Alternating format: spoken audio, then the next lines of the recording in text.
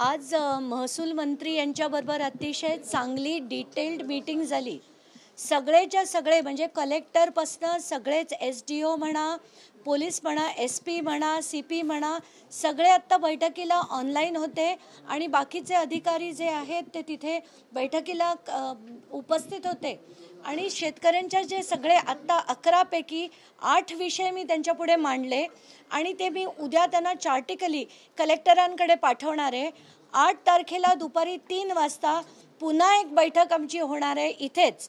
तर आत्ताच्या घटकेला आम्हाला असं आश्वासन देण्यात आलं आहे की पूर्णच्या पूर्ण सगळे डिटेल्स काय काय होऊ शकेल, कुठल्या कुठल्या कारवाया होऊ शकतील, याच्यावर SIT होऊ शकेल का.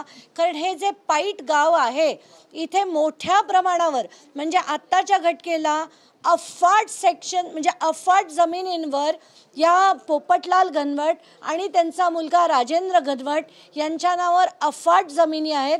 त्याची सगळी चौकशी आज बावनकुळेंनी त्यांना मंत्री बावनकुळे यांनी त्या सगळ्या अधिकाऱ्यांना निर्देश दिले आहेत की त्यांनी याचा पूर्ण डिटेल्ड रिपोर्ट घेऊन 8 तारखेला 3 वाजता परत मीटिंग आहे आणि सरकारकडनं आम्ही पूर्ण तुम्हाला समर्थन देऊ.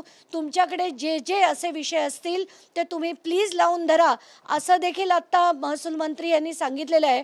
खूप बरं वाटलं आणि असं वाटतंय की आता शेतकऱ्यांना शेवटी न्याय मिळेल आणि आत्ताच्या घटकेला हे झालेलं जो मोठा आर्थिक फ्रॉड या सगळ्या शेतकऱ्यांवर झाला आहे त्याला कुठेतरी न्याय मिळेल आणि कायद्याच्या चौकटीत राहून हे कसं करता येईल की कुठेही कुठल्याही न्यायालयात याला चॅलेंज करता येणार नाही अशी कारवाईचं आश्वासन हे मला महसूल मंत्र्यांनी आत्ता दिलेलं आहे.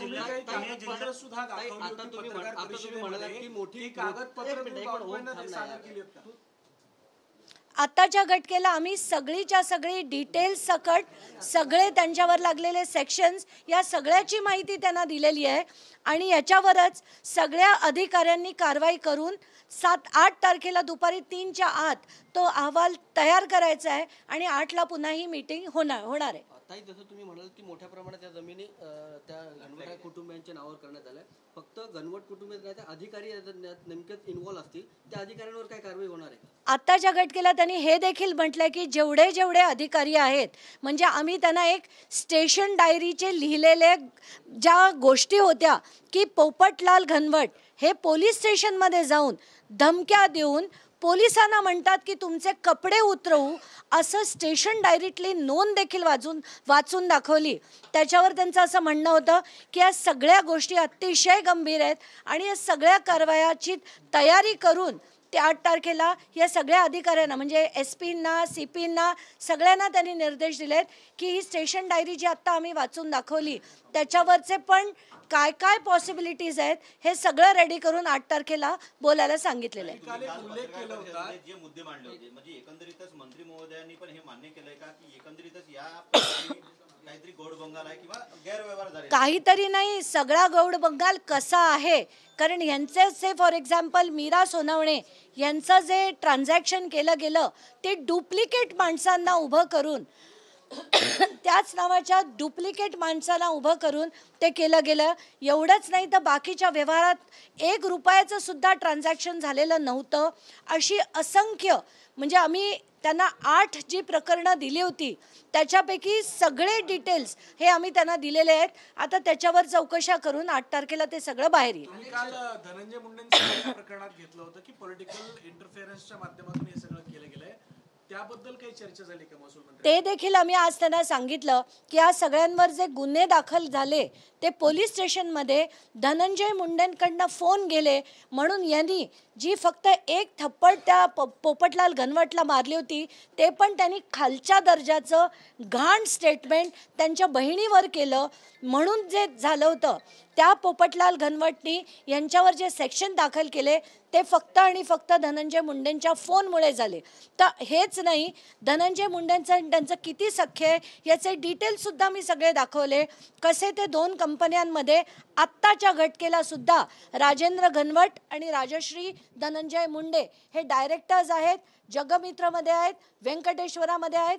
त्यांचे सगळे डिटेल्स अनेक गोष्टी आहेत पण ते मला सांगण्यासारख्या नाही आहेत कारण त्याचा माझ्याकडे पुरावा नाही आणि पुराव्याशिवाय मी कधी बोलत नाही. एसआयटीच्या संदर्भात तुम्ही आता म्हणाल की एसआयटीची सुद्धा चौकशी होईल, आश्वासन दिलं.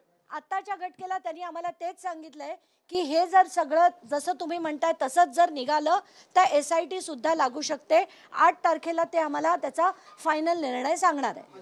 एक महत्त्वाचा मुद्दा आहे की राजीनाम्यानंतर जे धनंजय मुंडे संपूर्ण राजकारणातून अदृश्य झाले ते मुंडे आज अजित पवार बीडला असताना थेट काल रात्री मुंबईत आलेले आहेत आणि वैद्यकीय कारण दिलं पण ते फॅशन शोला पाहायला मिळाले. फॅशन शोला पाहायला मिळाले. Fashion show wow. नाही, वैद्यकीय कारण देऊन ते बाहेर होते असं मी देखील आज सकाळपर्यंत ऐकलं होतं. त्यांचं ट्विट देखील बघितलं होतं. पण तो त्यांचा अंतर्गत पक्षाचा निर्णय आहे.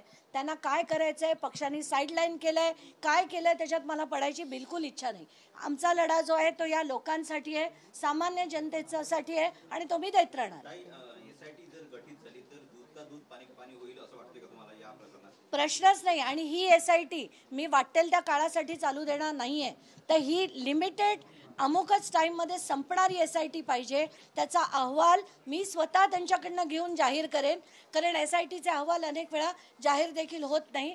तसंच नाही, आत्ताच्या घटकेला त्यांनी SP ना सांगून या सगळ्या लोकांना प्रोटेक्शन ताबडतोब द्या असं देखील डायरेक्शन्स त्यांनी मंत्र्यांनी दिलेले आहेत. या प्रकरणाची जी व्याप्ती आहे म्हणजे धनंजय मुंडेंचा इंटरफेरन्स असेल असा तुमचा आरोप आहे. मुख्यमंत्र्यांकडे काही याबद्दल तुम्ही बोलणं केलं? आता मी करण्यापेक्षा ते मंत्री, महसूल मंत्रीच म्हणाले आजच्या आज मी मुख्यमंत्र्यांशी बोलतो, आजही बोलतो आणि 8 तारखेलाही बोलतो.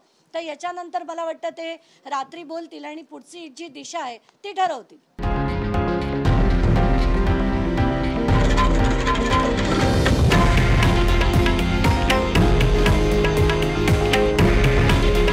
हे आहे देशातील नंबर 1 न्यूज नेटवर्क आणि आपण पाहत आहात TV9 मराठी. काळजी तुमची, हित महाराष्ट्राचं.